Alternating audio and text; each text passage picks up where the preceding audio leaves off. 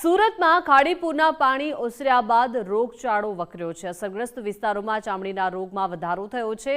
હમણાં સુધી 900થી વધુ ચામડી સંબંધિત રોગો નોંધાયા છે। 4000થી વધુ લોકોએ મેડિકલ કેમ્પમાં સારવાર મેળવી। પાણી ઓસરતા વિવિધ મેડિકલ ટીમો કાર્યરત કરવામાં આવી છે। રેપિડ રિસ્પોન્સ ટીમ ઘરે ઘરે જઈને સર્વે કરી રહી છે। મેડિકલ ટીમ એક દિવસમાં 1.5 લાખ ઘરોમાં સર્વે કર્યો છે। 1200થી વધુ સર્વેલન્સ વર્કરો અને 40 રેપિડ રિસ્પોન્સ ટીમ કાર્યરત છે।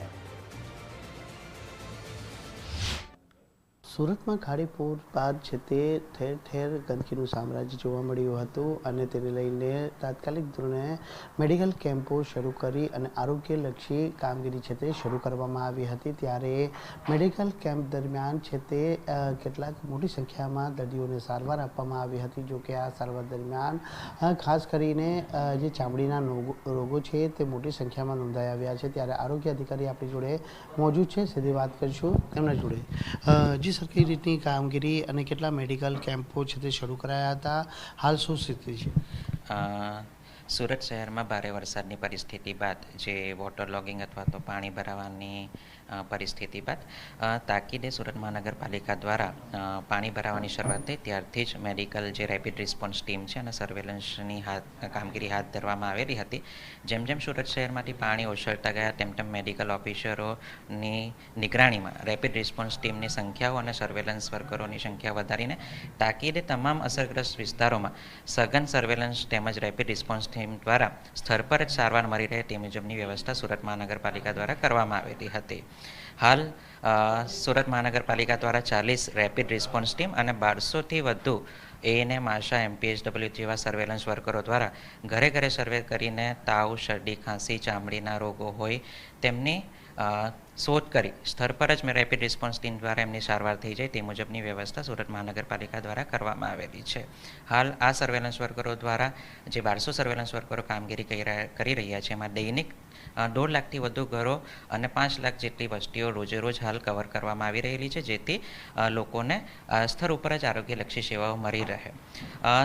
તદુપરાંત માનનીય નાયબ મુખ્યમંત્રી શ્રી, પ્રભારી સચિવ મેડમ અને માનનીય કમિશનર શ્રીની સીધી સૂચના મુજબ લિંબાયત છે, ઉધના ઝોન છે, વરાછા ઝોન A, B અને અઠવા ઝોનમાં આઝાદનગરમાં ખાસ કરીને ફિક્સ મેડિકલ ટીમો ડોમ બનાવીને શરૂ કરવામાં આવેલા છે, જેમાં મેડિકલ ઓફિસર્સ છે, ચામડીના રોગોના નિષ્ણાંત છે, પેરામેડિકલ સ્ટાફ છે, લેબોરેટરી ટેકનિશિયન છે, એમના દ્વારા મેડિકલ કેમ્પ સવારથી સાંજ સુધી પણ શરૂ કરવામાં આવેલા છે, જેમાં 11 તારીખથી આજ દિન સુધી કુલ 4500થી વધુ દર્દીઓએ મેડિકલ કેમ્પોમાં સારવાર લીધી છે, જેમાં ખાસ કરીને ચામડીના 991 જેટલા દર્દીઓએ ત્યાં જ આ મેડિકલ કેમ્પોમાં જ સારવાર લીધી છે।